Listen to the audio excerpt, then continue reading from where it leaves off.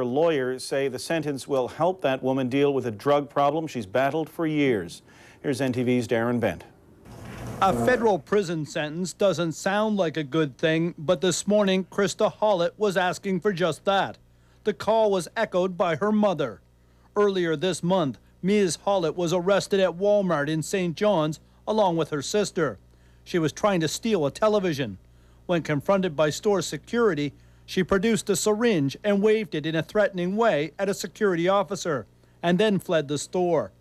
Ms. Hollett has been battling a drug addiction, and today, her mother told the court that she could only receive the help she needed in a federal prison, and her lawyer agreed.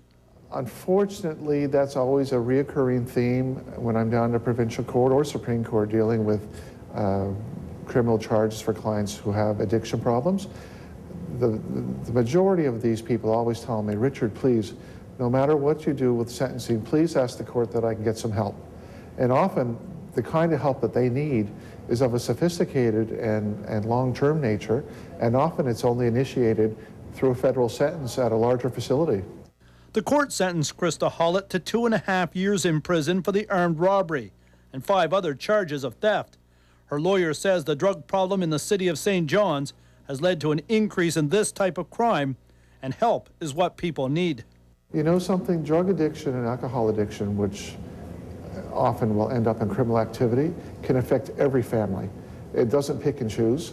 So if you speak to a family who comes from a really good background and their son or daughter may have gotten in trouble at some time in their life, they'll tell you that they won't give up on them.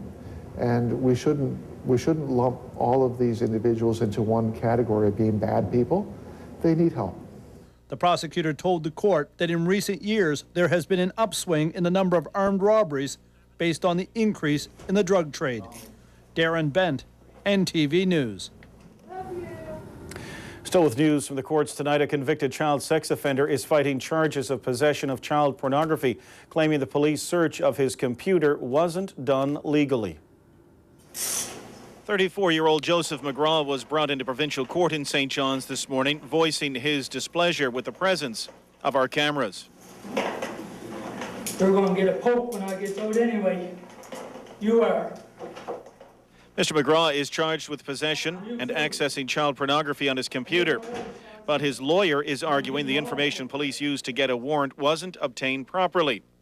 He argues a worker at the halfway house where Mr. McGraw was living was doing weekly checks of Mr. McGraw's apartment and computer, and in January of this year found searches for child pornography and reported it. Lawyer Peter Ralph says Mr. McGraw had a right to privacy and that searching his computer without reasonable grounds by the worker wasn't permitted, despite the fact that Mr. McGraw had signed a consent form. Mr. McGraw was convicted in the late 1990s of sexually assaulting children under the age of 10 and sentenced as a long-term offender. The argument against the child pornography charges will continue in December.